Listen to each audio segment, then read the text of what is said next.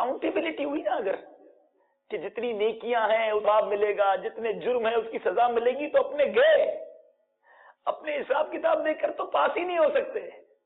اعلیٰ حضرت کہتے ہیں نا کہ اگر مولا تیری عدالت لگی اور رضا کو پیش کیا گیا تو مولا میں پہلے ہی مانتا ہوں، اقبال جرم کرتا ہوں کہ میں مجرم ہوں، ایک ہی چاند سے مولا.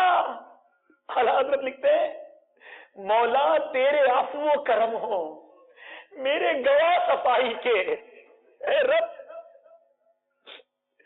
کہ جب تیرے دربار لگے دو گواہ چاہیے ہوتے ہیں نا، دو وٹنس چاہیے ہوتے ہیں صفائی کے، کسی کی صفائی بیان کرنے کے. مولا مجھے دو گواہ چاہیے، اور وہ کون ہو؟ تیرا عفو، تیرا کرم ہو.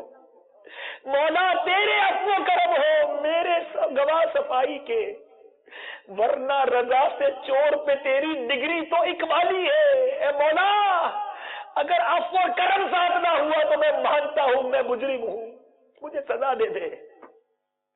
بس ایک ہی آسرا ہے، ایک ہی ہمارے پاس آسرا ہے، وہ میرے رب کا کرم ہے، میرے رب کی عطا ہے. وہ چاہے تو بخشے جائیں گے، ورنہ اپنے پاس تو کچھ نہیں، ہمارے ہاتھ خالی ہیں. تو جس رب کے چاہنے ہی سے بخشش ہونی ہے، وہ راضی ہوگا تو ہی بخشے جائیں گے. تو کیوں نہیں کرتے اس کو راضی کرنے کی فکر؟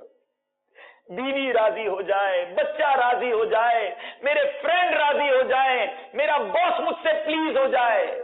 آلویز تھنک اباؤٹ دس.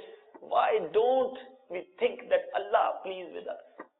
اللہ ہم سے راضی ہو جائے، ہم اس کے بارے میں کیوں نہیں سوچتے؟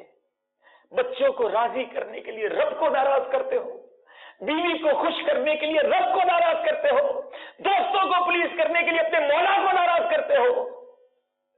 قبر میں دوست نے نہیں آنا، میرا رب جس سے راضی ہوگا نا اس کی قبر جنت کا باغ بن جائے گی، اور وہ ناراض ہوا تو برباد ہو جائیں گے.